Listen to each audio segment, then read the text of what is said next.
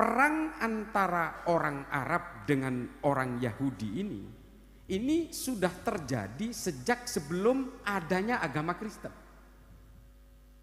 Sebelum Islam ada, itu sudah terjadi perang antara orang Kristen dan orang Yahudi juga. Sebelum Kristen itu ada, sudah ada perang antara orang Romawi dengan orang Yahudi, Pak. Ini sebelum Kristen, sebelum Nabi Isa, sebelum ada Injil, jauh sebelum itu. Dan lagi-lagi ketika itu mengatasnamakan agama. Kenapa mengatasnamakan agama? Di Yerusalem itu memang sudah menjadi ikatan sejarah dari berbagai kepercayaan yang ada sebelum itu. Lalu kemudian ada Kristen. Orang Kristen berperang dengan orang Yahudi di situ. Selama ratusan tahun, Pak. Memang sudah berperang di situ. Lalu kemudian muncul Islam. Sudah ada perang juga antara orang Islam dengan orang Yahudi di situ.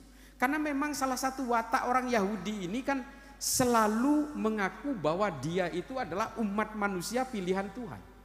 Dan dia itu menganggap mereka ini adalah umat terbaik. Jadi orang lain ini kalah terbaiknya daripada orang Yahudi. Dan itu di dalam sejarah-sejarahnya orang Kristen, sejarahnya orang Romawi, sejarahnya orang Islam, orang Yahudi ini karena dia peletak pondasi dasar dari kepercayaan kepada tauhid, maka mereka kemudian menjadi sombong memang. Jadi kalau kita mau bicara soal tauhid, yang meletakkan pondasi tauhid pertama itu kan Nabi Ibrahim. Nah ini memang hidup di tengah-tengah bangsa Yahudi, sehingga orang-orang Yahudi itu merasa jumawa, sehingga bangsa-bangsa lain itu memang dianggap rendah.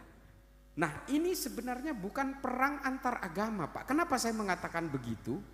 Ketika hari ini Gaza digempur habis-habisan dan korbannya itu ribuan orang hari ini, kurang lebih sekitar 1.500 dan diperkirakan itu hampir 2.000 per hari ini. Kalau ini diidentikan dengan perangnya antara orang Yahudi dan orang Islam, berarti Islam dong yang kalah.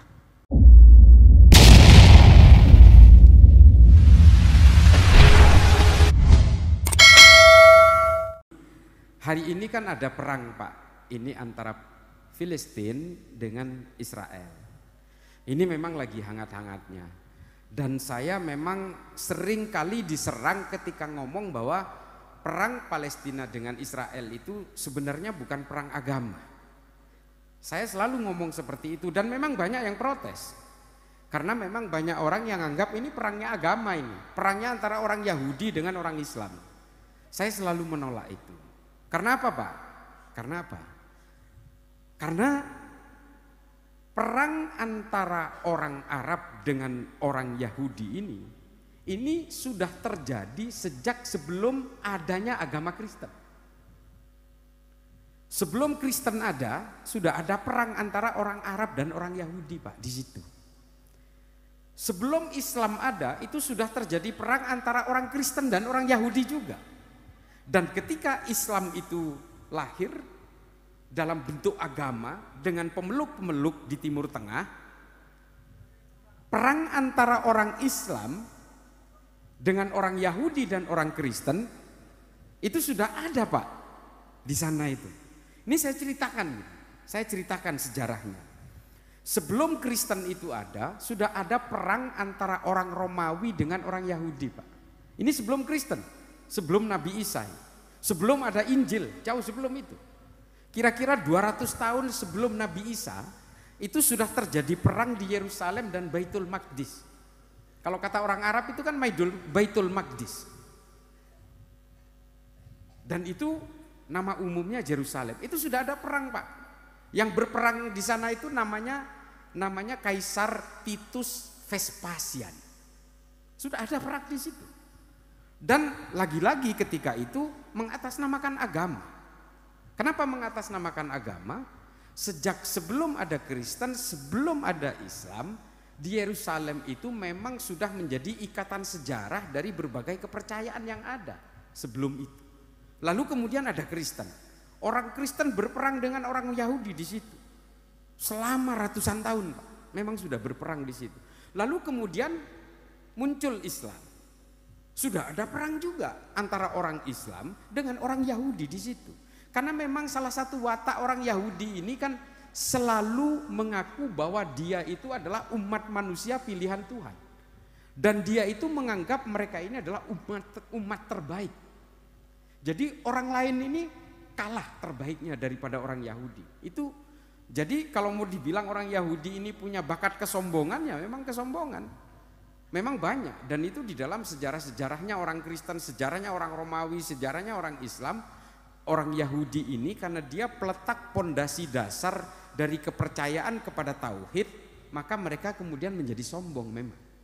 Jadi kalau kita mau bicara soal tauhid, yang meletakkan pondasi tauhid pertama itu kan Nabi Ibrahim. Nah ini memang hidup di tengah-tengah bangsa Yahudi, sehingga orang-orang Yahudi itu merasa jumawa, sehingga bangsa-bangsa lain itu memang dianggap rendah. Perang selalu terjadi Pak, makanya di berbagai kitab-kitab tarikh, di dalam kitab-kitab sejarah Islam itu disebut bahwa Baitul Maqdis ini terbangun dari lapisan darah yang betul-betul setahap demi setahap.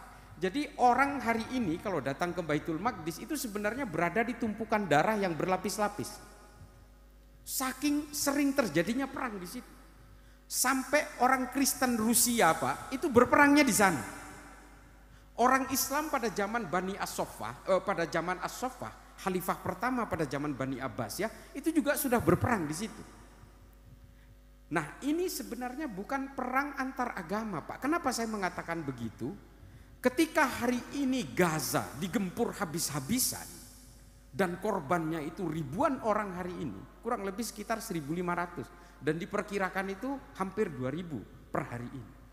Kalau ini diidentikan dengan perangnya antara orang Yahudi dan orang Islam, berarti Islam dong yang kalah.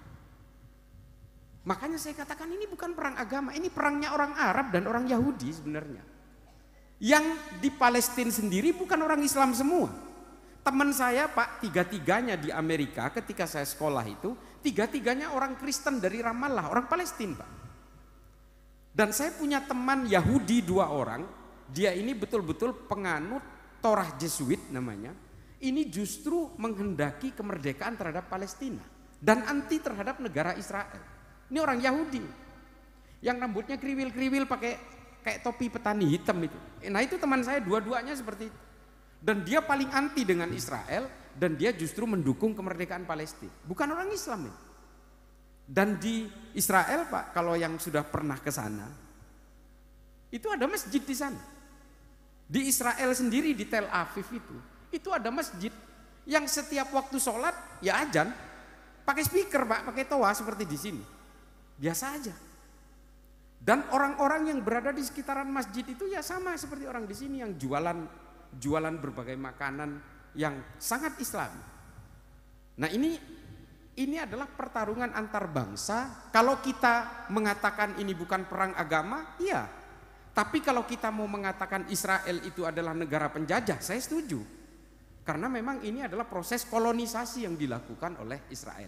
Ini mohon maaf, saya memang agak cerita ini karena agak nggak bisa saya menurunkan bagaimana cara saya menyampaikan. Karena memang sejarah-sejarah tentang peperangan di Israel ini banyak ditulis oleh berbagai ahli sejarah, terutama oleh Al-Mas'udi dan juga oleh ahli sejarah dari orang non-Islam, namanya Simon Sebag Montefiore. Diceritakan semua dan klop antara sejarah yang ditulis oleh para ahli sejarah Islam dan orang-orang non-Islam ini sama, ceritanya sama. Artinya Pak, kalau kita mau mengandaikan perang Israel dan Palestina ini sebagai perangnya orang Islam dan orang Yahudi, saya takut nanti kalau terjadi kekejaman terhadap orang Israel dianggap orang Islamnya kejam. Kalau terjadi peperangan besar-besaran dan yang kalah total itu adalah orang Palestina, saya takutnya dianggap ini orang Islam yang kalah. Karena setiap agama itu tidak ada yang mengajarkan pembunuhan Pak. Tidak ada orang yang diajarkan untuk membunuh siapapun kecuali dalam peperangan yang saling serang. Ini di dalam Islam. Makanya Rasulullah diingatkan oleh Allah. Ketika dalam perjanjian Hudaibiyah dikatakan Muhammad, kamu harus tahu bahwa perdamaian itu adalah kemenangan yang paling nyata. Artinya kita semua ini diminta untuk berdamai. Nah ini Rasulullah betul-betul menyadari. Bahkan ketika Rasulullah berdakwah di Taif misalnya, ditimpukin batu oleh orang-orang Taif sampai giginya berdarah. Yang nggak terima justru malaikat. Yang nggak terima itu justru malaikat. Muhammad mau dibalesin nggak mereka? Kata Rasulullah, wih jangan. Saya meskipun mereka itu menimpuki saya dengan batu dan sampai gigi saya berdarah dan saya sakit, Saya masih berharap anak keturunan mereka nanti akan mengikuti saya. Dan betul, orang-orang Taif hari ini beriman kepada Islam. Nah, ini Rasulullah.